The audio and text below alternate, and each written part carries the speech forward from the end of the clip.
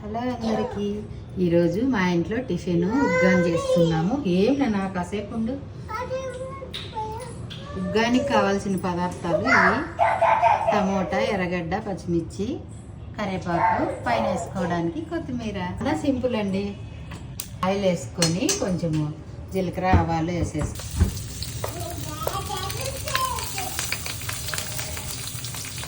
నూనె కాగింది, ఎర్రగడ్డ వేసుకొని కాసేపు మగ్గినాక మళ్ళీ టమోటా వేసుకోవాలి. మగ్గినాక టమోటా వేసుకోవాలి.